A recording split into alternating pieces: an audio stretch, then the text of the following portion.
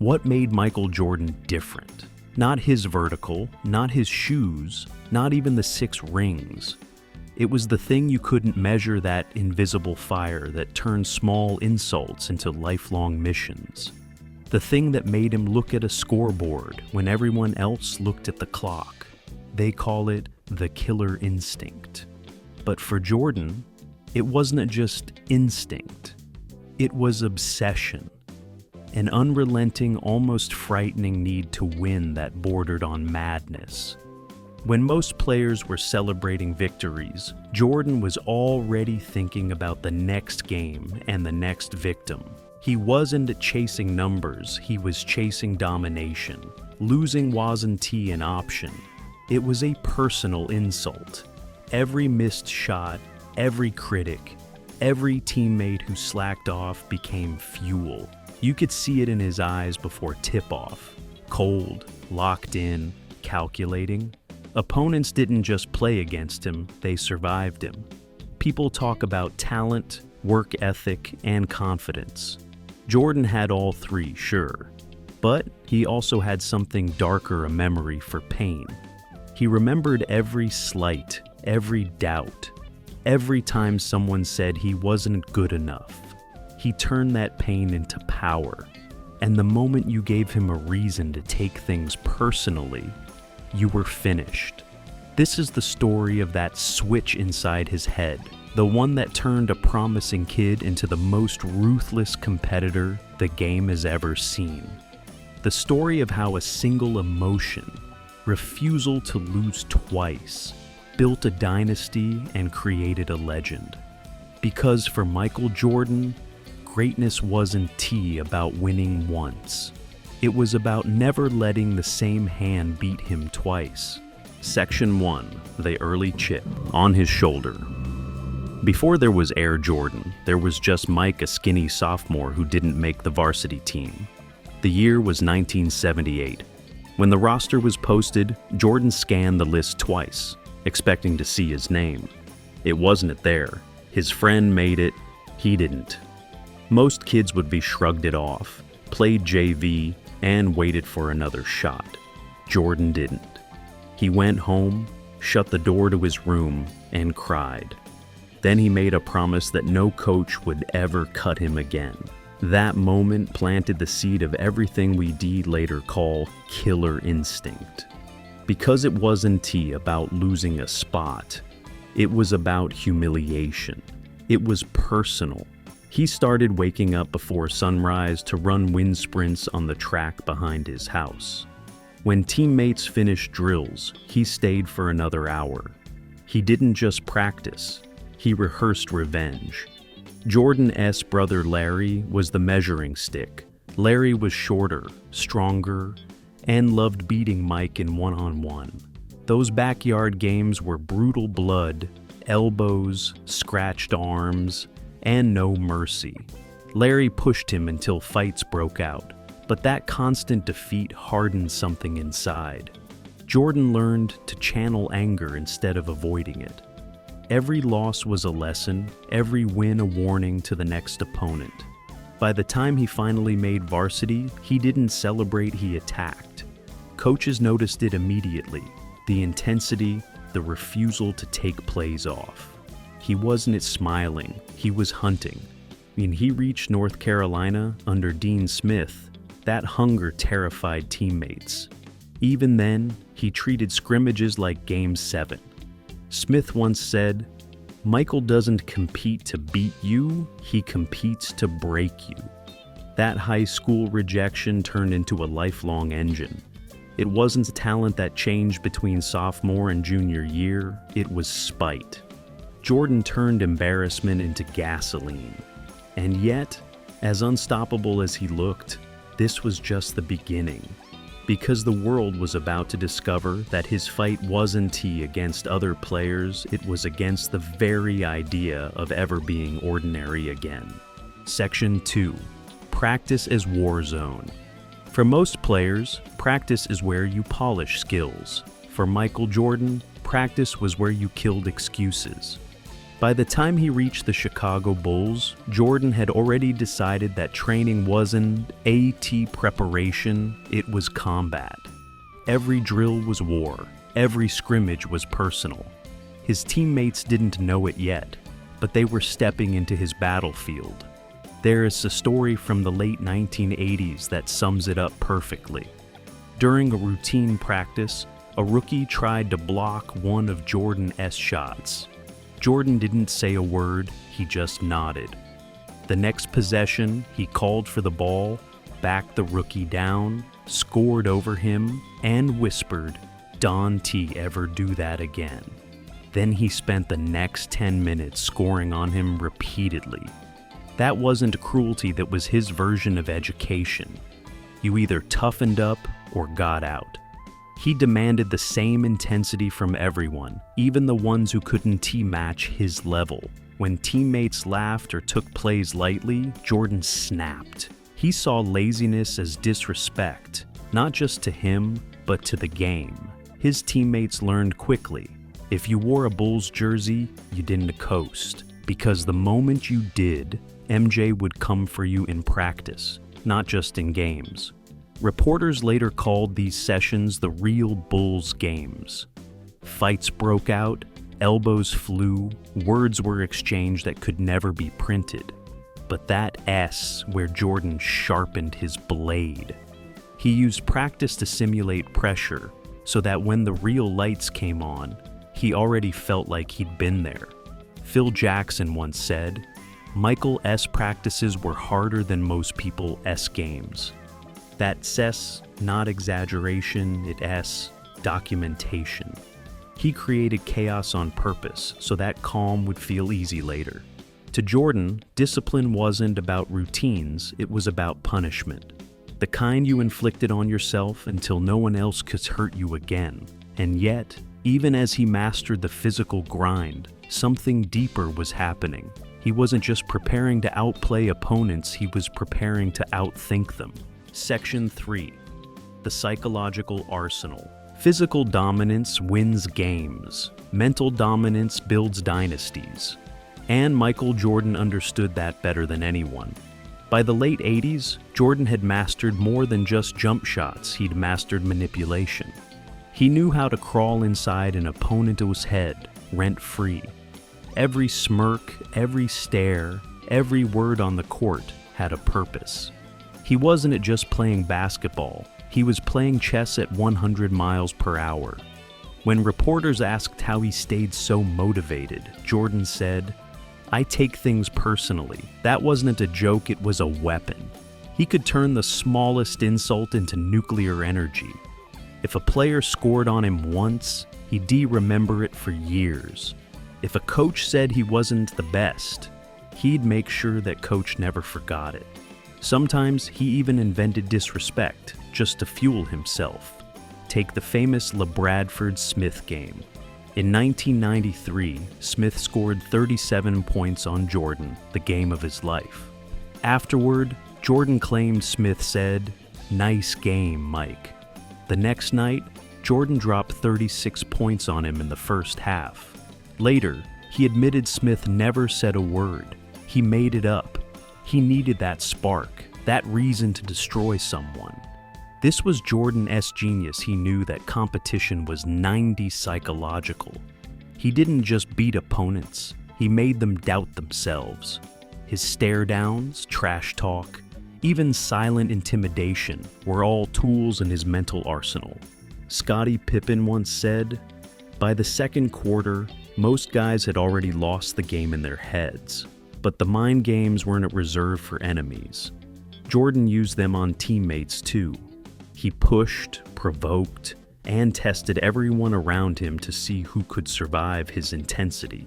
Some broke, some thrived, but those who lasted became champions. To Jordan, pain was information. Anger was data. Every emotion could be weaponized. He wasn't fighting the man in front of him. He was fighting every ghost that ever told him no. And when that level of obsession meets that level of skill, the result isn't just greatness. It's inevitability. Section 4. Moments of truth. Pressure doesn't create legends, it reveals them. For Michael Jordan, those moments when everything was on the line weren't a threat, they were an invitation. The tighter the game, the calmer he became. While others' hands shook, his heartbeat slowed. That wasn't luck or superstition. It was years of conditioning his mind to treat chaos like home. Take the 1989 playoffs against the Cleveland Cavaliers, the shot. 5 seconds left, Bulls down by 1, Craig Elo guarding him like his life depended on it. Jordan takes the inbound, drives right, rises, hangs in the air just a fraction longer than physics should allow, and drains it at the buzzer. Game over, Bulls win. But if you watch the footage closely, Jordan's face tells the whole story, not relief, not joy. It's rage. Controlled, precise rage. He wasn't a celebrating victory, he was erasing doubt. Fast forward to 1997, the legendary flu game. Jordan could barely stand before tip-off. He looked drained, pale, ready to collapse. Most athletes would be sat out. Jordan went on to score 38 points. Every step looked painful, but every possession looked inevitable. That wasn't adrenaline, it was obsession overpowering biology. And then, the final masterpiece, 1998, Game 6 against Utah. The Bulls down 1, clock ticking. Jordan strips Karl Malone, dribbles up the court, and with the season and his legacy on the line, he makes one last move. A slight push-off. A perfect pull-up jumper. Swish. The shot freezes time. It's not luck, it's destiny scripted by a man who never allowed the story to end any other way. In those moments, everything we call killer instinct crystallized. Control, calm, calculation. He wasn't shooting to score, he was closing a chapter. Jordan didn't hope to win, he expected to. That was the difference. Every great had clutch moments, but Jordan's weren't accidents. They were proof of preparation meeting insanity, the product of a man who refused to lose the same battle twice. Section 5. Reset Reinvention. In 1993, just after winning his 3rd straight championship, Michael Jordan did the unthinkable, he walked away. The king of basketball simply quit. To the public, it looked like burnout or boredom. To him, it was something deeper, an identity crisis. The world had seen an invincible competitor, but underneath, Jordan was grieving. His father, James Jordan, had been murdered that summer, a devastating loss that ripped through him. His father had been his anchor, his biggest fan, the man who'd built a backyard hoop for him as a kid. Without that voice cheering him on, basketball suddenly felt hollow, so Jordan did what no one expected. He left the sport entirely and joined baseball. Critics mocked him, headlines laughed. But Jordan wasn't chasing approval, he was chasing peace. Baseball became a form of therapy, a way to escape the endless spotlight and rediscover discipline from zero. He trained like a rookie, hitting batting cages at 6 a.m., running drills in the heat, struggling publicly. To most, it looked like failure. To Jordan, it was a reset button, a way to fall in love with work again. Then, in 1995, he said 2 words that shook the sports world. I am back. The Bulls weren't the same team. The league had changed. But when Jordan stepped onto the court in his return game wearing number 45, it was clear that the old fire hadn't faded. In fact, the break had made it burn cleaner. He came back leaner, smarter, more deliberate. He wasn't trying to outjump you anymore. He was going to outthink you. That second run, 1996 to 1998, wasn't just dominance. It was surgical precision. 3 more championships, another MVP, the flu game, the final shot in Utah. It was the mature version of his killer instinct, colder, wiser, deadlier. Most athletes peak once. Jordan did it twice. Because when he walked away, He didn't lose his edge, he sharpened it. Section 6. From athlete to icon.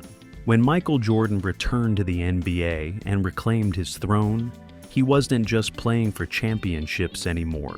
He was building an empire. The same ruthless mindset that crushed opponents on the court began shaping everything he touched off it. His signature line, Air Jordan, wasn't just a shoe, it was a statement. It represented ambition, confidence, and control. Every commercial, every campaign was engineered around one thing: the myth of Jordan. Nike didn't sell sneakers, they sold his mindset. Be Like Mike wasn't just a slogan, it was a cultural command. And millions tried. Behind the scenes, Jordan treated business the same way he treated basketball. Meetings were battles. Deals were games to be won. When others relaxed after retirement, he sharpened a new kind of competitiveness, one built on brand power, ownership, and legacy. His partnership with Nike turned into a multi-billion-dollar empire. Then came the Charlotte Hornets, endorsements, and investments. Everything Jordan touched carried the same DNA: precision, quality, dominance. The killer instinct had evolved. It no longer needed an opponent. Now, it hunted excellence itself. But this transformation wasn't just about money or fame. It was about control, the one thing Jordan valued above all. On the court, he controlled the outcome. Off the court, he controlled the narrative. While other stars relied on publicity, Jordan mastered mystery. He spoke less, revealed little, and let results do the talking. That silence built power. Decades later, every new generation of players, from Kobe to LeBron, has been measured against his shadow. Not just his stats, but his mentality. The Jordan standard became a mindset blueprint across sports, music, and even business. The real secret behind his killer instinct? It was never limited to basketball. It was the refusal to let comfort replace conflict, the need to stay sharp, to compete, to dominate no matter the arena. Because while most legends fade when the lights go out, Jordan found a way to keep winning long after the buzzer. Section 7. The fear that drove him. Every legend has a secret fear, something that keeps them moving long after they've made it. For Michael Jordan, that fear wasn't losing. It was becoming ordinary. From the outside, his career looked like confidence on steroids. But beneath that swagger was insecurity, a constant whisper in his head. What if I stop caring? What if I stop being great? That thought terrified him more than any opponent. Jordan once admitted, "I was afraid of being mediocre." That single sentence explains everything: the 5 a.m. workouts, the ruthless competitiveness, the endless search for slights to stay angry. He wasn't driven by the joy of winning. He was haunted by the fear of slowing down. That's why every loss hit him harder than it should have. When the Bulls lost, he'd replay the game in his head until dawn, dissecting every possession like a surgeon. Every mistake became evidence that he might be slipping. That paranoia, that refusal to accept decline, is what made him timeless. His teammates saw it too. They'd see him explode after missing a free throw in practice or glare at someone for not running a play perfectly. It wasn't arrogance, it was survival. Because in his mind, greatness wasn't a state. It was a fight that had to be re-won every single day. That's also why retirement never sat comfortably with him. Even after he'd done everything, there was still something unfinished. He came back twice, once to reclaim dominance, and once just to prove he could still feel alive. That constant hunger wasn't optional. It was who he was. Psychologists call it perfection-driven fear. For Jordan, it was oxygen. It kept him sharp, but it also isolated him. The higher he climbed, the fewer people could understand him. And maybe that S, The true cost of a killer instinct. You can conquer the world, but you never find peace. Section 8. Conclusion. The price of perfection. When people talk about Michael Jordan's greatness, they mention the rings, the records, the highlights, the visible proof of dominance. But the real story isn't about what he won. It is about what he sacrificed to never lose. Jordan's killer instinct, what's its magic? It was manufactured through pain, paranoia, and relentless self-discipline. He turned doubt into drive, insults into ignition, and failure into fury. But every gift comes with a price. His obsession with control cost him friendships, peace, and even joy. The same fire that built an empire also burned bridges behind him. Teammates respected him, but often feared him. Coaches admired him, but couldn't fully reach him. Because Jordan didn't just play to win, he played to dominate existence. And when you live at that level of intensity, there is no such thing as enough. That is the paradox of greatness. Everyone wants to be like Mike, but very few could survive being Mike. He wasn't chasing trophies. He was chasing that fleeting, intoxicating feeling of being untouchable.